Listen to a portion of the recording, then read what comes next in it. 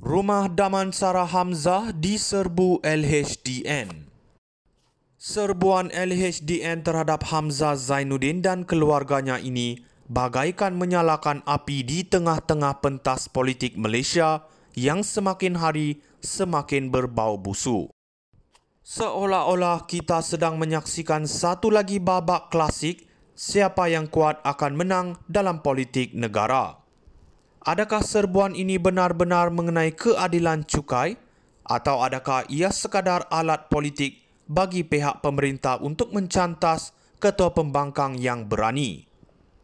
Rakyat tak bodoh, tindakan sebegini terutamanya dengan akaun bank dibekukan secara tiba-tiba hanya menambahkan persepsi bahawa institusi negara kini semakin digunakan sebagai senjata politik. Hamzah sebelum ini telah berkali-kali mendakwa dirinya dan partinya dianiaya melalui siasatan oleh SPRM. Tetapi dengan serbuan LHDN ini, ia ibarat menambah garam pada luka. Adakah kerajaan takut akan ancaman politik Hamzah sehingga terpaksa menggunakan cara kotor sebegini untuk menjatuhkannya? Lagi memburukkan keadaan, anak Hamzah turut dikaitkan dengan rasuah.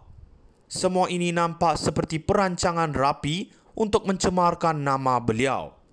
Soalnya sekarang, sejauh mana rakyat akan terus tertipu dengan drama ini? Isu sebenar, keperluan reformasi politik dan penyalahgunaan kuasa dilindungi oleh serangan demi serangan ke atas pembangkang. Sementara pentadbiran terus terselamat daripada skrutin yang sama. Apa yang jelas, politik Malaysia semakin berputar ke arah permainan persepsi dan kekuasaan, bukannya keadilan dan kebenaran. Terus terang, taktik begini hanya akan menghancurkan sisa-sisa kepercayaan rakyat terhadap sistem. Rumah Damansara Hamzah diserbu LHDN. Serbuan LHDN terhadap Hamzah Zainuddin dan keluarganya ini bagaikan menyalakan api di tengah-tengah pentas politik Malaysia yang semakin hari semakin berbau busuk. Seolah-olah kita sedang menyaksikan satu lagi babak klasik siapa yang kuat akan menang dalam politik negara. Adakah serbuan ini benar-benar mengenai keadilan cukai atau adakah ia sekadar alat politik bagi pihak pemerintah untuk mencantas ketua pembangkang yang berani? Rakyat tak bodoh, tindakan sebegini terutamanya dengan akaun bank dibekukan secara tiba-tiba hanya menambahkan persepsi bahawa institusi negara kini semakin digunakan sebagai senjata politik. Hamzah sebelum ini telah berkali-kali mendakwa dirinya dan partinya dianiaya melalui siasatan oleh SPRM. Tetapi dengan serbuan LHDN ini, ia ibarat menambah garam pada luka. Adakah kerajaan takut akan ancaman politik Hamzah sehingga terpaksa menggunakan cara kotor sebegini untuk menjatuhkannya? Lagi memburukkan keadaan, anak Hamzah turut dikaitkan dengan rasuah. Semua ini nampak seperti perancangan rapi untuk mencemarkan nama beliau. Soalnya sekarang, sejauh mana rakyat akan terus tertipu dengan drama ini? Isu sebenar, keperluan reformasi politik dan penyalahgunaan kuasa dilindungi oleh serangan demi serangan ke atas pembangkang. Sementara pentadbiran terus terselamat daripada skrutin yang sama. Apa yang jelas, politik Malaysia semakin berputar ke arah permainan persepsi dan kekuasaan, bukannya keadilan dan kebenaran.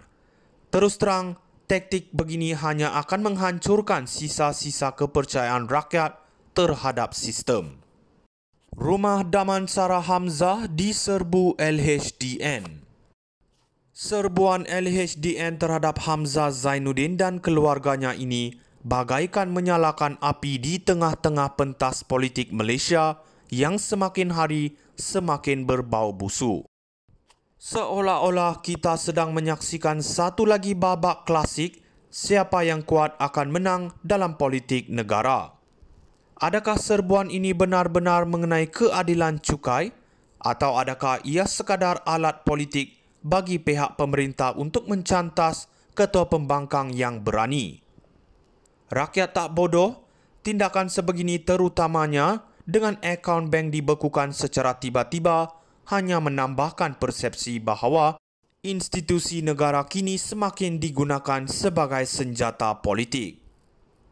Hamzah sebelum ini telah berkali-kali mendakwa dirinya dan partinya dianiaya melalui siasatan oleh SPRM. Tetapi dengan serbuan LHDN ini, ia ibarat menambah garam pada luka. Adakah kerajaan takut akan ancaman politik Hamzah sehingga terpaksa menggunakan cara kotor sebegini untuk menjatuhkannya? Lagi memburukkan keadaan, anak Hamzah turut dikaitkan dengan rasuah. Semua ini nampak seperti perancangan rapi untuk mencemarkan nama beliau. Soalnya sekarang,